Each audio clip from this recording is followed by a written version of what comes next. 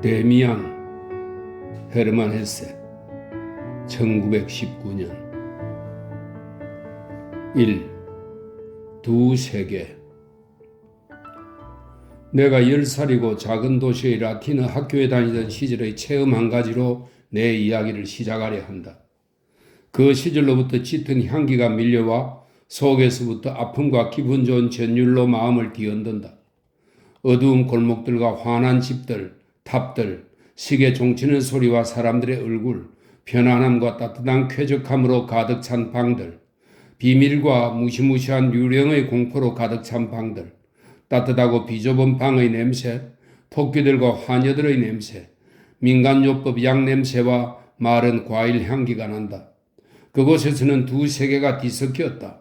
밤과 낮이 두 극으로부터 나왔다. 한 세계는 아버지의 집이었다. 그 세계는 협소해서 사실 그 안에는 내 부모님밖에 없었다. 그 세계는 나도 대부분 잘 알았다. 그 세계의 이름은 어머니와 아버지였다. 그 세계의 이름은 사랑과 엄격함, 모범과 학교였다. 그 세계에 속하는 것은 온화한 광채, 맑음과 깨끗함이었다. 그곳에는 부드럽고 다정한 이야기들, 깨끗이 닦은 손, 청결한 옷, 좋은 관습이 깃들어 있었다. 그곳에서는 아침에 찬송가를 불렀다. 그곳에는 성탄절 잔치가 있었다. 곧바로 미래로 이어지는 고든 성과 길이 그 세계 속에 있었다. 의무와 책임, 양심의 가책과 고해, 용서와 선한 원칙들, 사랑과 존경, 성경 말씀과 지혜가 있었다. 인생이 맑고 깨끗하고 아름답고 정돈되어 있으려면 그 세계를 향해 있어야만 했다. 반면 또 하나의 세계가 이미 우리 집 한가운데에서 시작되고 있었는데 그것은 완전히 다른 세상이었다. 냄새도 달랐고 말도 달랐고 약속하고 요구하는 것도 달랐다.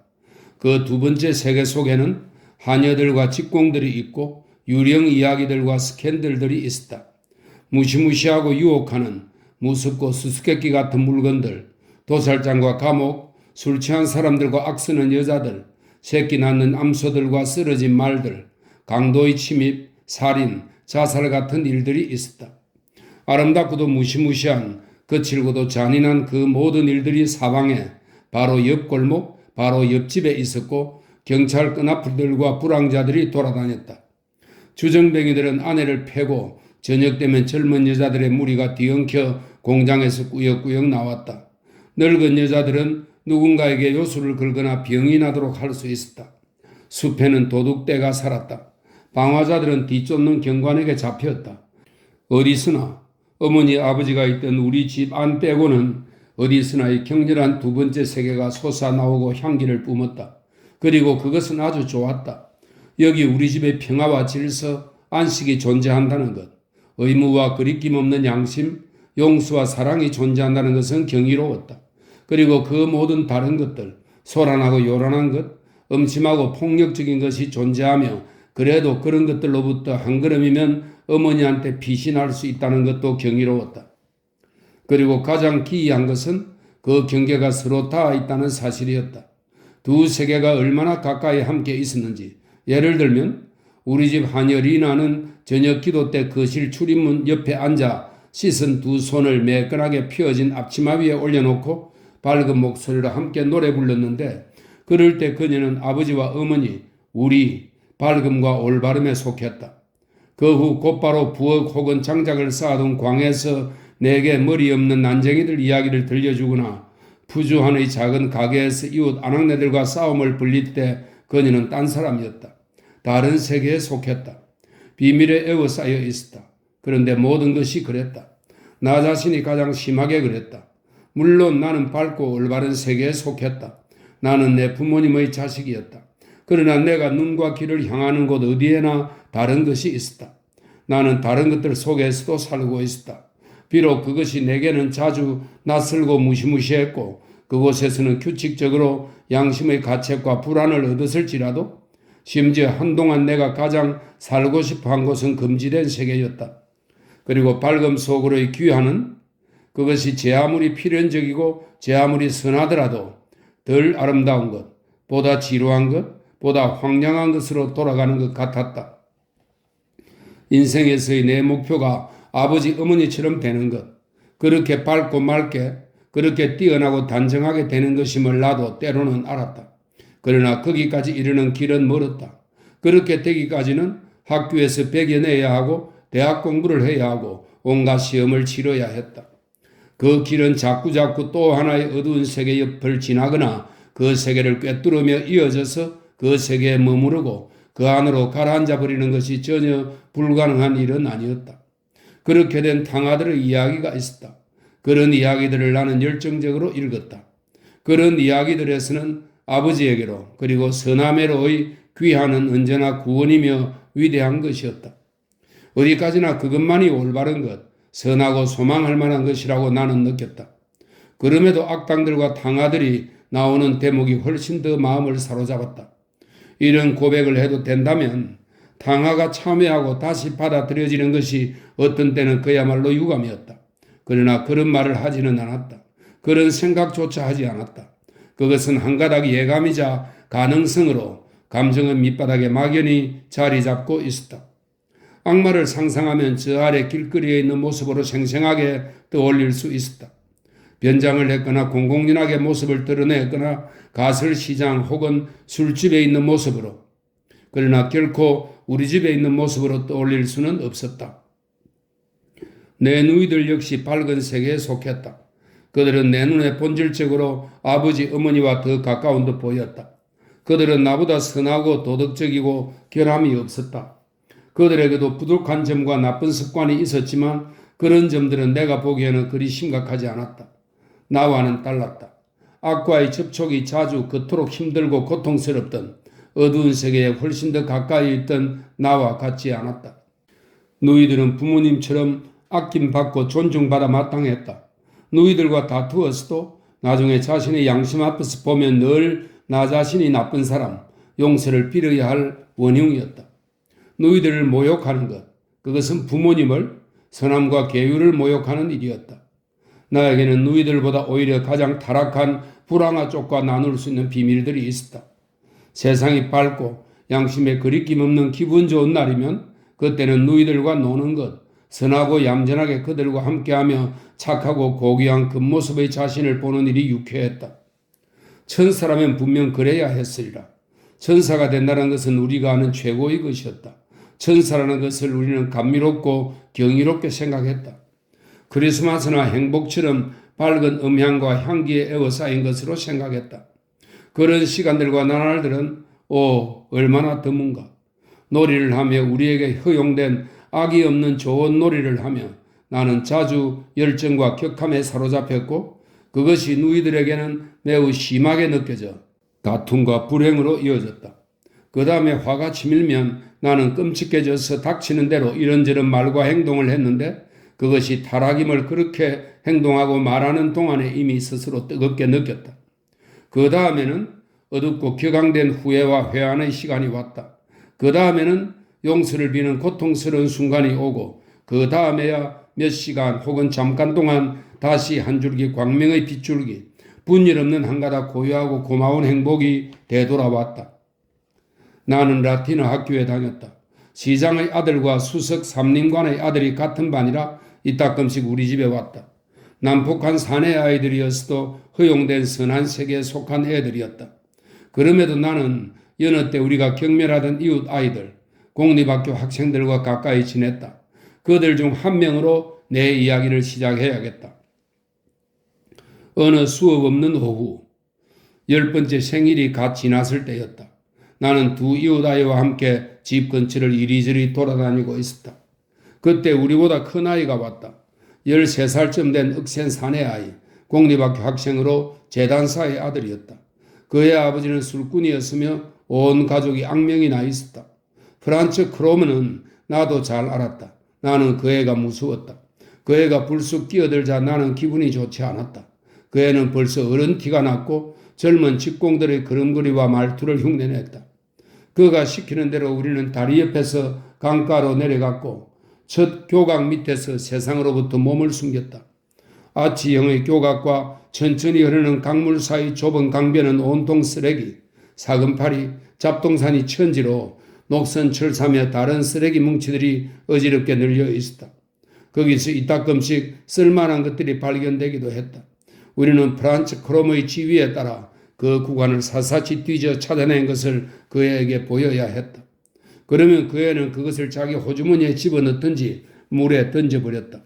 그 애는 우리에게 그 가운데 혹시 납, 구리 혹은 주석으로 된 것이 있는지 잘 살피라고 하고는 그런 것을 모두 자기 호주머니에 넣었다.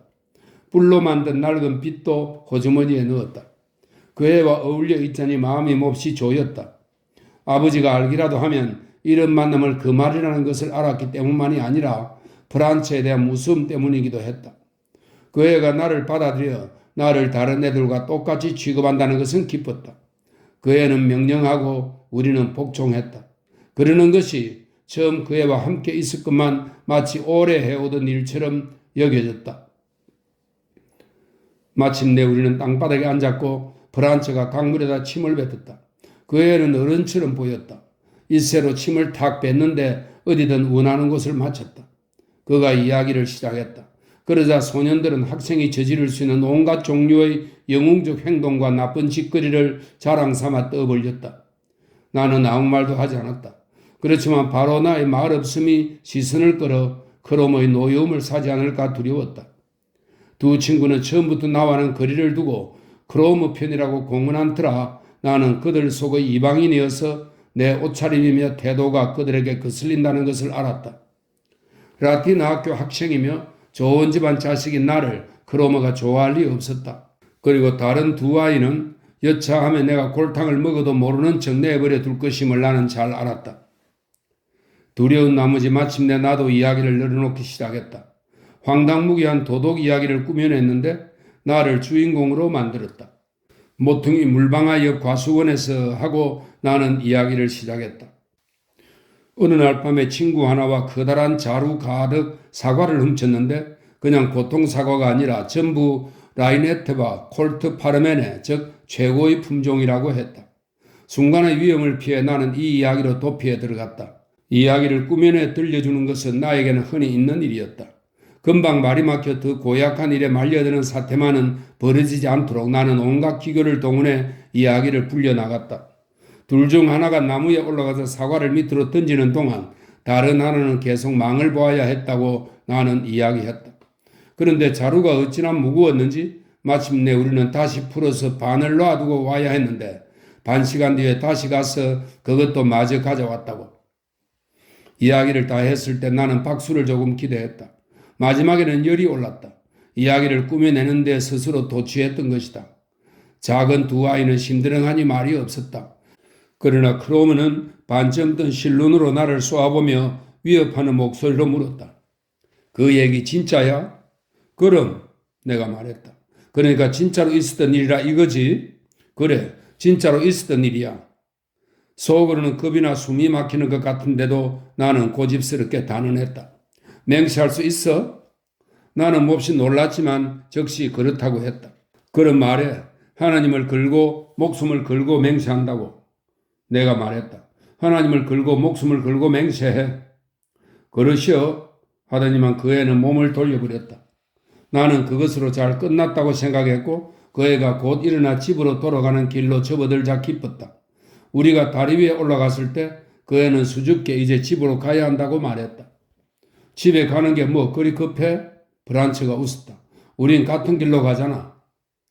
어슬렁어슬렁 그 애는 계속 걸어갔고 나는 감히 딴 데로 가지 못했다. 그런데 그 애가 정말로 우리 집 쪽으로 향해 갔다. 우리가 도착했을 때 우리 집 현관문과 묵직한 구리문 손잡이, 어머니의 방의 커튼이 보였을 때 나는 숨을 깊이 내쉬었다. 오, 집으로 돌아왔구나. 오, 축복받은 선한 귀한 집으로, 밝음 속으로, 평화 속으로의 귀한. 내가 얼른 문을 열고 살짝 빠져들어가 등 뒤로 문을 닫으려는 참에 프란츠 크로머가 함께 밀고 들었었다. 마당 쪽에서만 빛이 들어오는 서늘하고 침침한 타일 깔린 복도에서 그 애가 내 곁에 서서 내 팔을 붙들고 나지기 말했다. 그렇게 급하게 굴지 마 너. 나는 놀라서 그 애를 응시했다. 내 팔을 움켜쥔 그 애의 손은 무쇠처럼 단단했다. 나는 생각해 보았다. 그 애가 대체 무슨 속셈을 가졌는지, 혹시 나를 괴롭히겠다는 것인지, 지금 내가 소리를 지른다면 하고 나는 생각했다. 요란하게 소리를 지른다면 누군가가 위에서 제때 나를 구하러 내려올까? 그러나 나는 포기했다. 내가 물었다. 뭐야? 어찌겠다는 거야? 별거 아니야. 나한테 그냥 뭘 좀 물어봐야겠어. 다른 사람들은 들을 필요 없고. 그래? 좋아. 나들은 뭘 더 말하라는 거야? 나는 올라가야 해. 알잖아. 너도 알겠지? 프란츠가 나직이 말했다.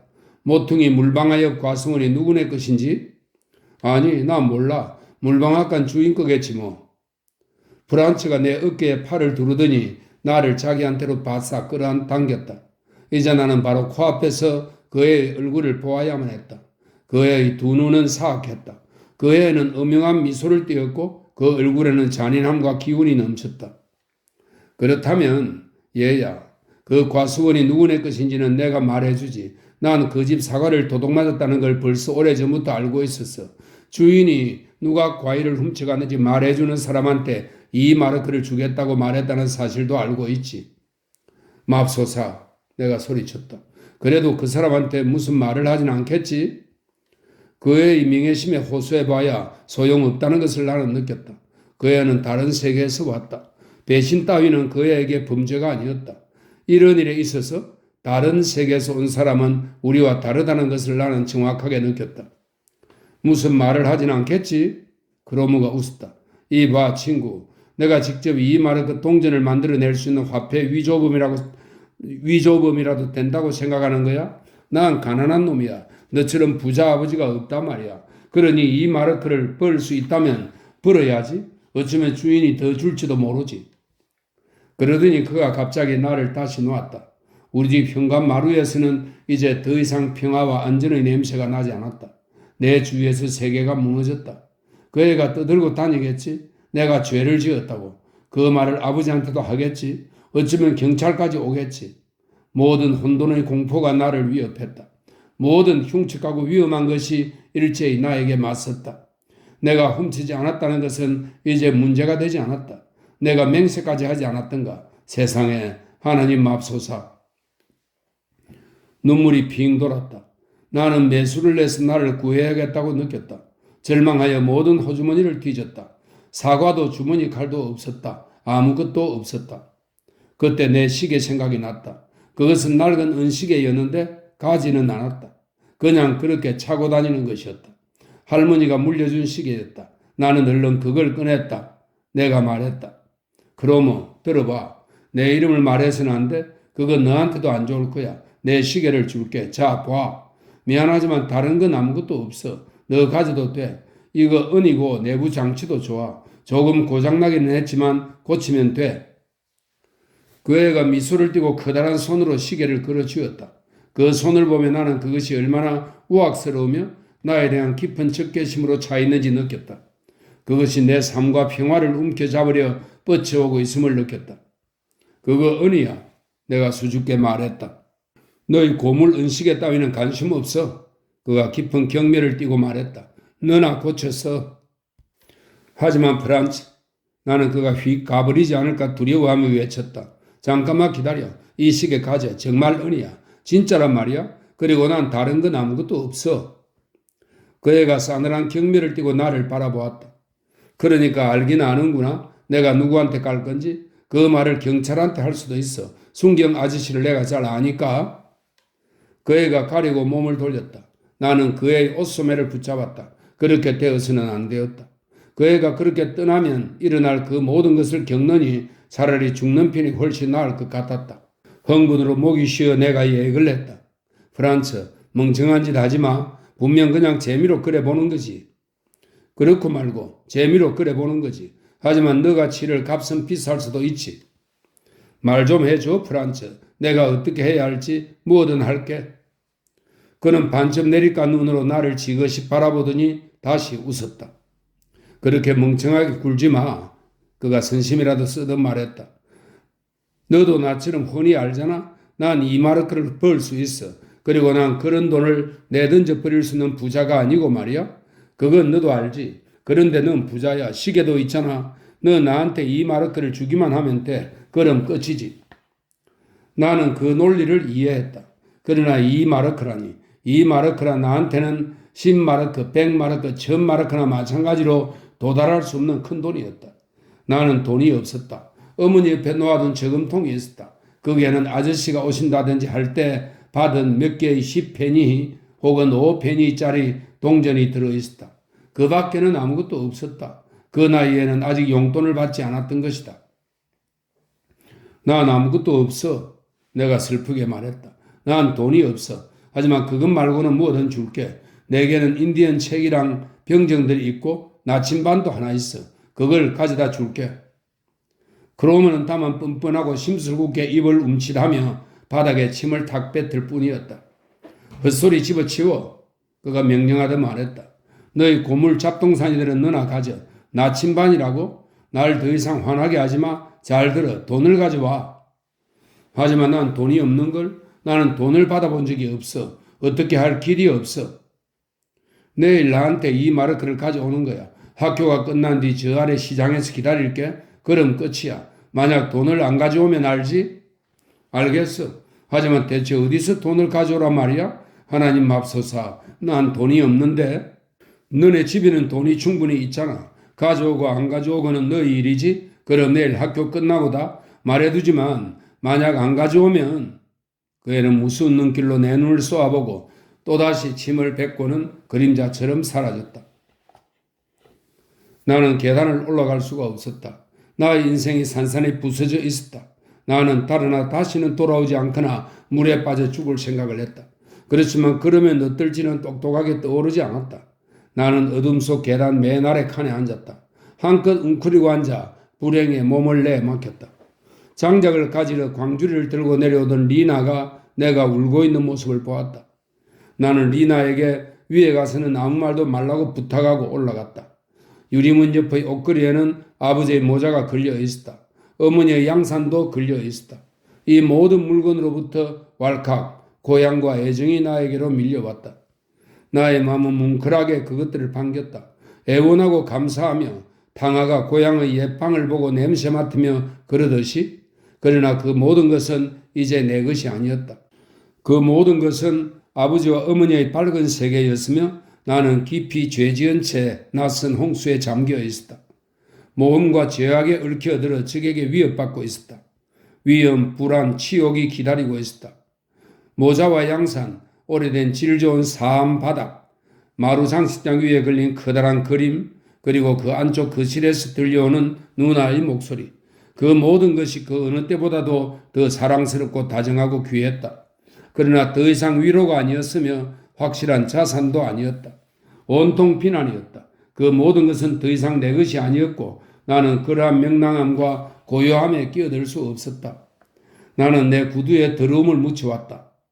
발가락에 문질러 닦을 수 없는 더러움이었다. 고향의 세계는 알지 못하는 그림자를 끌고 왔던 것이다. 이제까지 얼마나 많은 비밀과 두려움을 가졌던가. 그러나 그 모든 것은 내가 오늘 이 공간으로 끌고 온 것에 비하면 놀이이고 장난이었다. 운명이 뒤쫓아오고 있었다. 어머니가 알아서는 안 되는 손들이, 그 앞에서는 어머니도 나를 보호할 수 없는 손들이 나에게로 뻗쳐오고 있었다.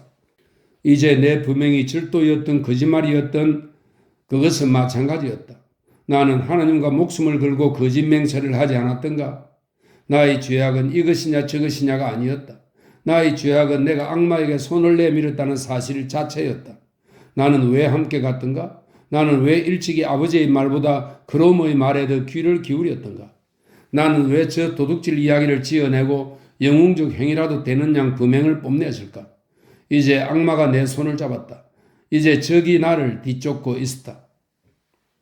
한순간 나는 내일에 대한 공포는 더 이상 느끼지 않고 무엇보다도 나의 길이 이제 점점 더 비탈로 암흑 속으로 빠져들어가고 있다는 무서운 확신을 느꼈다. 나는 똑똑하게 감지했다. 나의 잘못에 이제 틀림없이 새로운 잘못들이 뒤이어지리라는 것. 누나들 곁에 내가 나타나고 부모님에게 인사하고 키스하는 것이 거짓이라는 것. 나만이 아는 운명과 비밀 한 가지를 지니게 되리라는 것을. 아버지의 모자를 보자 한순간 신뢰와 희망이 내 마음속에서 번뜩 떠올랐다. 아버지에게 모든 이야기를 하리라. 아버지의 판결과 아버지의 처벌을 받아들이고 아버지를 내 비밀의 공유자이자 구원자로 만들리라. 그것은 내가 자주 감내했던 참회 한 번에 불과하리라. 힘들고 가혹한 시간, 힘들고 후회에 찬 용서를 구하는 것에 불과하리라. 이런 생각은 얼마나 달콤하게 들렸던가, 얼마나 아름답게 유혹했던가. 그러나 일이 그렇게 되지는 않았다. 내가 그러지 못하리라는 것을 나는 알았다. 내가 지금 하나의 비밀을, 하나의 죄를 지니고 있으며 그것은 나 혼자 스스로 삼켜내야 한다는 것을 알았다. 어쩌면 나는 바로 지금 갈림길에 서 있는지도 몰랐다. 어쩌면 나는 이 시각부터 영원히 나쁜 것에 소속되고 나쁜 사람들과 비밀을 공유하고 그들에게 종속되고 그들에게 복종하고 분명 그들 같은 사람이 될지도 몰랐다. 나는 잠시 어른 형세를 영웅의 연기를 했더랬다. 이제 그 결과를 감당해야 했다. 내가 방으로 들어섰을 때 아버지가 내 젖은 구두만 본 것이 나에게는 다행이었다. 그것이 관심을 돌려 아버지는 더 나쁜 것을 알아차리지 못했다. 그 정도 비난은 견딜만 했다. 그 비난을 나는 남몰래 다른 것과 연관시켰다.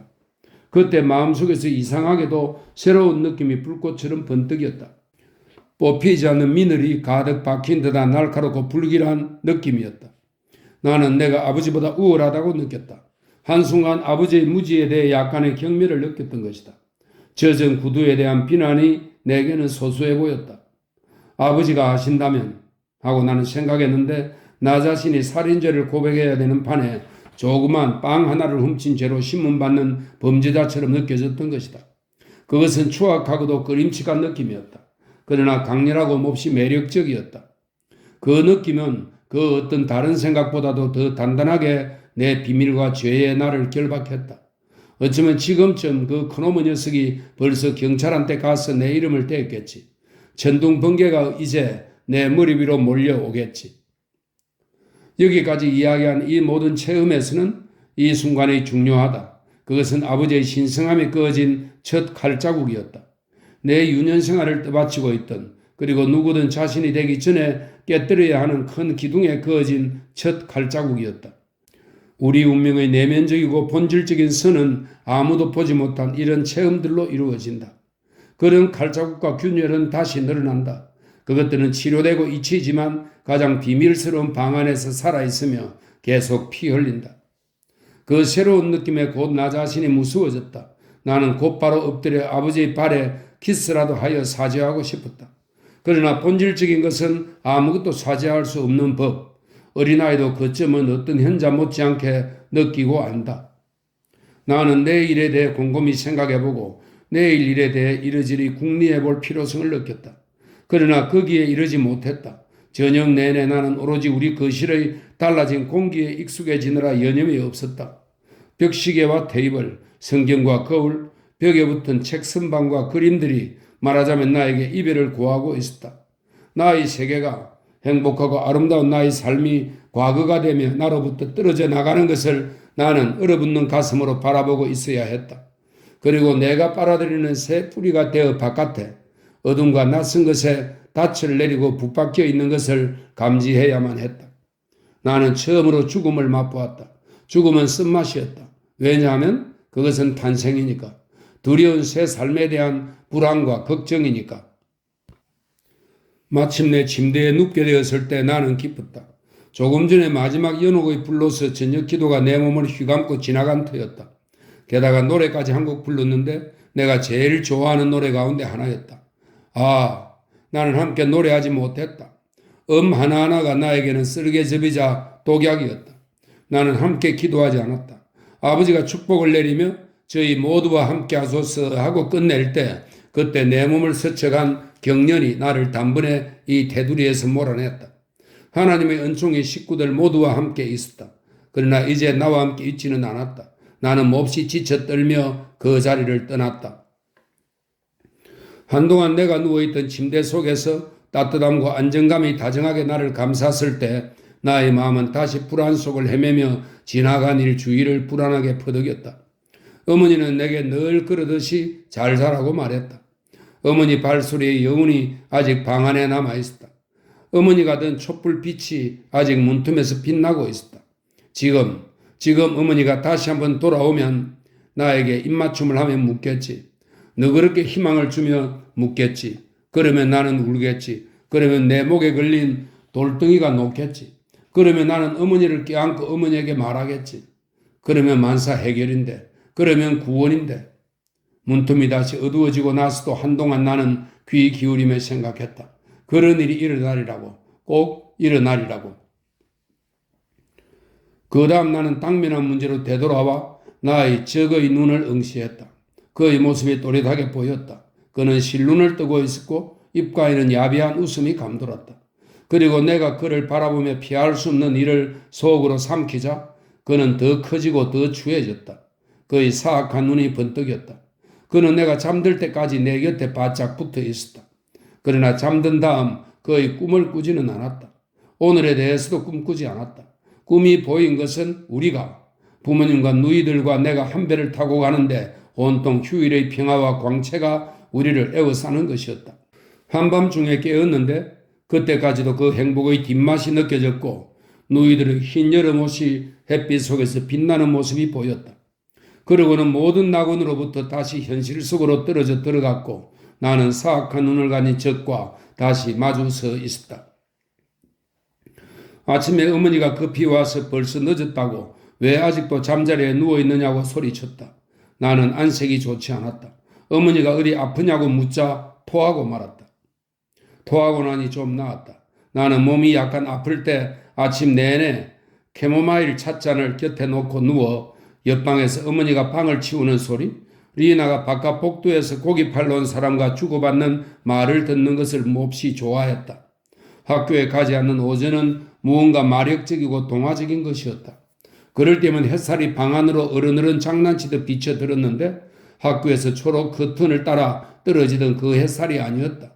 그런데 그것조차 오늘은 만나지 않고 다른 음조를 띠고 있었다. 그래, 차라리 죽어버렸으면. 그러나 나는 이미 자주 그랬던 것처럼 단지 조금 몸이 아플 뿐이었고 그 정도로는 아무것도 되지 않았다. 그 정도는 학교 가는 일로부터 나를 보호해주기는 했지만 결코 11시에 시장에서 나를 기다릴 크롬으로부터 나를 보호해주지는 못했다. 어머니의 다정함도 이번에는 위로가 되지 못했다. 귀찮고 미안한 마음만 들었다. 나는 곧 다시 잠든 척하며 곰곰이 생각했다. 아무것도 소용없었다. 11시에는 시장에 가 있어야만 했다. 그래서 나는 10시에 자리에서 일어나 다시 나아졌다고 말했다. 그런 경우에는 대개 다시 잠자리로 가거나 오후에 학교로 가야 했다. 나는 학교에 가고 싶다고 했다. 한 가지 계획을 짜놓았던 것이다. 돈을 안 가지고 크로마한테 갈 수는 없었다. 그 작은 저금통을 가져와야 했다. 충분한 돈이 들어있지 않다는 것은 알았다. 어림도 없었다. 그러나 그래도 얼마는 되었다. 빈손보다는 조금이라도 들고 가는 편이 나으며 적어도 크로머를 달래기는 할 것이 틀림없다고 직감으로 느꼈다. 양말바람으로 살금살금 어머니 방으로 들어가 어머니 책상에서 내 저금통을 집어들었을 때는 기분이 나빴다. 그러나 어제 일처럼 나쁘지는 않았다.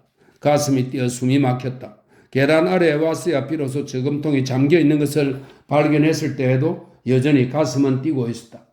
저금통을 깨뜨려 열기는 아주 쉬웠다. 얇은 양은 막대 하나만 두 동강 내면 되었다. 그러나 부서진 자리를 보니 마음이 아팠다.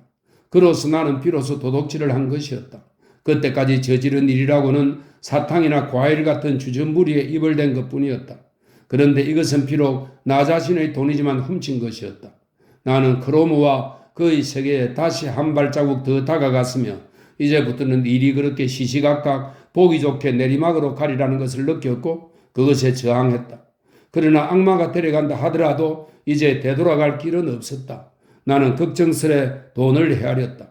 저금통 안에서는 그렇게 가득한 소리를 냈는데 손에 쥐고 보니 비참하게도 얼마 안 되는 액수였다. 65페니였다. 나는 저금통을 아래층 마루 밑에 감추고 돈을 손에 꼭 쥐고 집을 나섰다. 내가 이 문을 지났던 그 어느 때와도 다르게 위에서 누군가가 나를 불렀다. 부르는 것만 같았다. 나는 얼른 그 자리를 떠났다. 아직 시간은 많았다. 달라진 도시의 골목들을 지나 한 번도 본 적 없는 구름 아래로 나를 유심히 바라보는 집들을 지나고 나에게 혐의를 두고 있는 사람들을 지나쳐 살짝 돌아가는 길로 접어들었다. 도중에 학교 친구 하나가 가축 시장에서 1달러를 주운 일이 떠올랐다. 하나님이 기적을 행하셔서 나에게도 그런 일이 이루어지게 해달라고 기도하고 싶었다. 그러나 나는 이제 기도할 권리가 없었다. 설령 그런 권리가 있었다 하더라도 저금통이 다시 온전해지지는 않았으리라. 프란츠 크로머는 멀리서 나를 알아보았다. 그렇지만 아주 천천히 나에게 다가오며 나를 눈여겨보지 않는 듯 굴었다. 가까이 왔을 때 그 애는 자기를 따라오라고 명령하는 눈짓을 하고는 한 번도 돌아보지 않고 유유히 계속 갔다.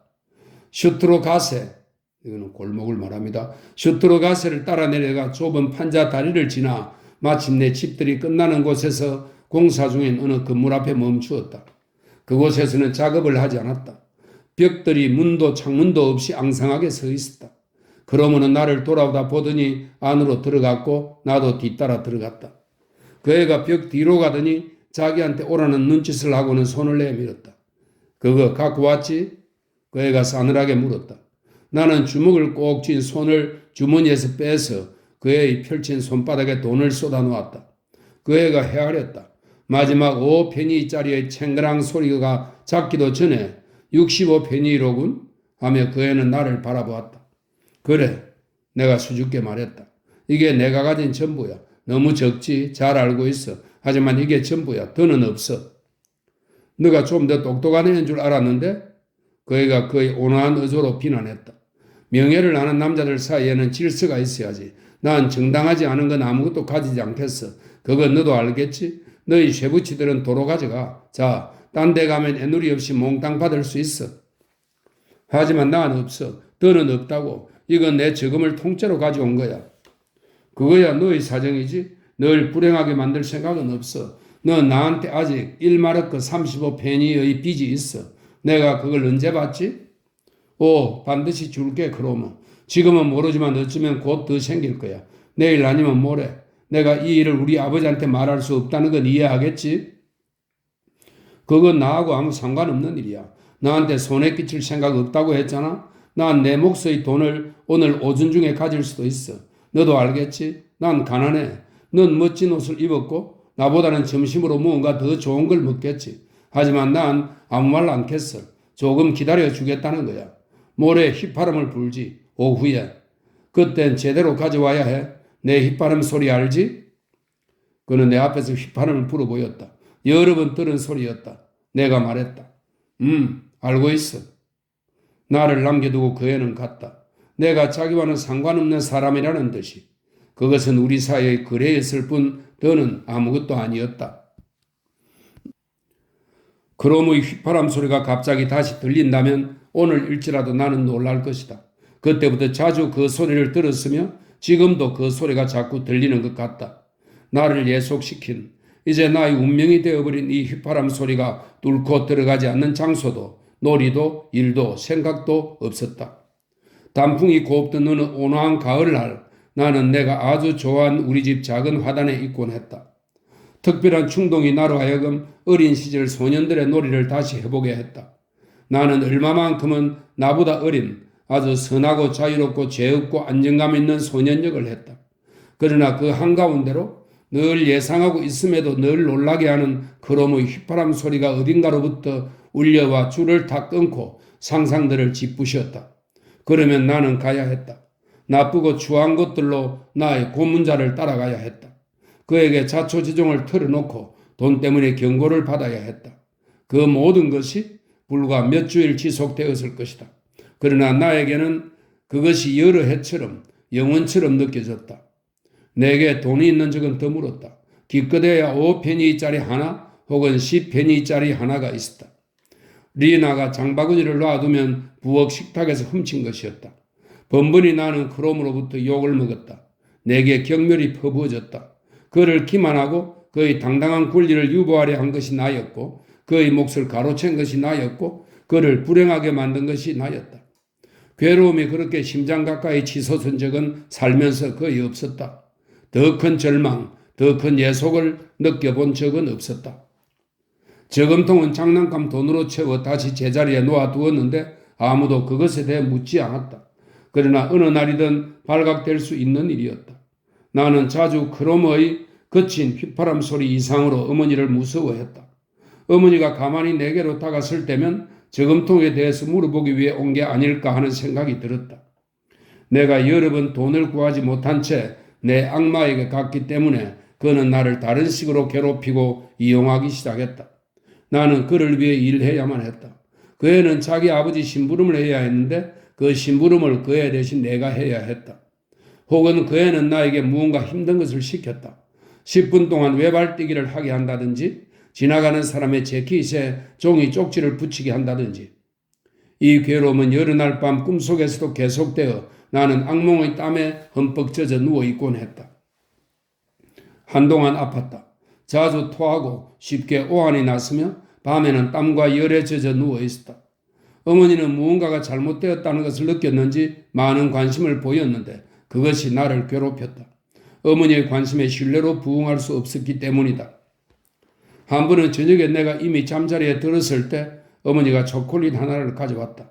하루를 착하게 보내면 저녁에 잘 자라고 상으로 그런 위로의 주전부리를 받곤 하던 어린 시절을 상기시키는 일이었다.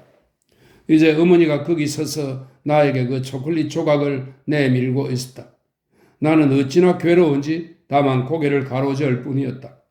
어머니는 무엇가 잘못되었느냐고 물으며 내 머리를 쓰다듬었다. 나는 간신히 아니요, 아무것도 먹지 않을래요 라고 할 수 있었을 뿐이다. 어머니는 초콜릿을 침대머리 탁자에 놓고 갔다. 다음날 어머니가 그 일에 대해 캐물이라 했을 때 나는 그것에 대해 아무것도 모르는 척했다. 한 번은 의사를 데려왔다. 의사는 나를 진찰하고 아침에 차가운 물로 몸을 씻도록 처방을 내렸다. 그 시절 내 상태는 일종의 창난이었다. 우리 집안의 정돈된 평화 한가운데서 나는 소심하게 그리고 고통받으며 유령처럼 살고 있었다. 다른 사람들의 생활에 관여하지 않았다. 잠깐이라도 자신을 잊는 일은 드물었다. 자주 흥분하여 해명을 요구하는 아버지에게는 마음을 닫고 냉정히 대했다.